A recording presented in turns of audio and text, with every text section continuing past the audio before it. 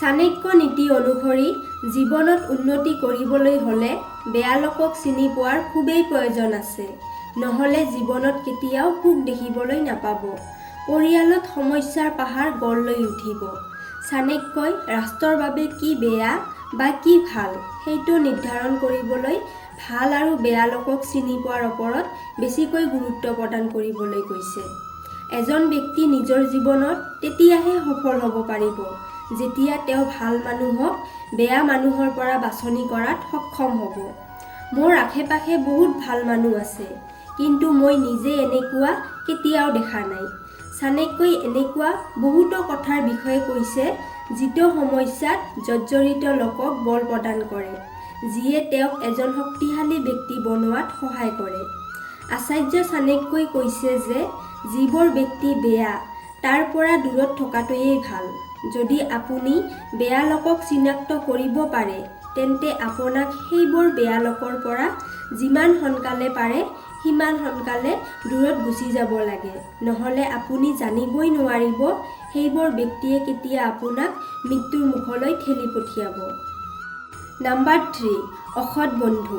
সকলোৱে জানে যে কাৰোবাৰ পৰা প্ৰশংসা পালে কেনেকুৱা অনুভৱ হয় আৰু আপুনি সদায়ে সেইটো পাব বিচাৰে। কিন্তু বহুতবাৰ আপুনি আপোনাৰ বন্ধুৰ বাবে শত্ৰু হৈ পৰে। আচাৰ্য চাণক্যৰ অনুসৰি বৰ্তমান সময়ত এজন সৎ বন্ধু পোৱা বহুত টান। এইবোৰে এনেকুৱা ব্যৱহাৰ কৰাৰ প্ৰয়াস কৰে যে যেন তেওঁ কোনো বেলেগ দুনিয়াৰ পৰাই আহিছে, কিন্তু আচলতে তেওঁ আপোনাক কেয়াৰে নকৰে। যেতিয়াই আপুনি তেওঁৰ ওচৰৰ পৰা গুচি আহিব, তেতিয়াই আপোনাৰ বিষয়ে বেয়াকৈ ক'বলৈ আৰম্ভ কৰি দিব। আচাৰ্য চাণক্যই ভাল বন্ধু বনোৱাৰ বিষয়ে বহুত কিবা-কিবি কৈছে আৰু তেওঁৰ কথাবোৰ মানি চলাটো অতিকৈ প্ৰয়োজন। তেওঁৰ মতে আপোনাৰ যদি ফ্ৰেণ্ড লিষ্টত এনেকুৱা ফ্ৰেণ্ড আছে যিয়ে ইয়াৰ কথা তাতে লগায়, তেন্তে অতি সোনকালে তাৰ পৰা দূৰত্ব বনাই ল'ব লাগে। নম্বৰ 2, অবিশ্বাসী নকৰানী। চাণক্যৰ নীতিত ভাল দাসীক বাছনি কৰাৰ ওপৰত বেছিকৈ জোৰ দিছে। চাণক্য নীতি অনুসৰি সাপক চতুৰ আৰু লালচী দাসীতকৈ ভাল বুলি কোৱা হয়। চাণক্যই কয় যে যদি আপুনি আপোনাৰ দাসীক দুখ দিয়ে, গালি দিয়ে বা তেওঁক দেখুৱাই টকা যধে-মধে খৰচ কৰে, তেন্তে তেওঁ আপোনাৰ টকালৈ কেতিয়া উধাও হ'ব আপুনি গমেই নাপাব।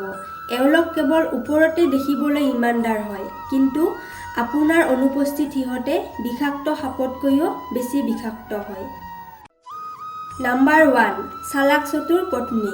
চাণক্যৰ মতে যদি জীৱন বাটত আপোনাক এজন সৎ আৰু নিষ্ঠাৱান বন্ধু প্ৰাপ্ত হয়, তেন্তে আপুনি যিটো বাট বাছি ল'ব সেইটো অতি সহজেই অতিক্ৰম কৰিব পাৰিব। যদি কোনো বেয়া ছোৱালী কাৰোবাৰ পত্নী হৈ যায়, তেন্তে তেওঁ স্বামীৰ জীৱনত কষ্ট আৰু দুখ আনিব পাৰে। বেয়া স্ত্ৰীয়ে নে কেৱল স্বামীক সন্মান নকৰে, আনকি তেওঁ পৰিয়ালৰ কোনো সদস্যকে সন্মান নকৰে, তেওঁ কাৰো চিন্তা নকৰে। চাণক্যই কয় যে এনেকুৱা স্ত্ৰীৰ পৰা বাচিবলৈ দূৰত্ব বনাই ৰাখিব লাগে। ফ্ৰেণ্ডছ, হয়তো আপোনালোকে ভিডিঅ'টো ভালদৰে বুজি পালে।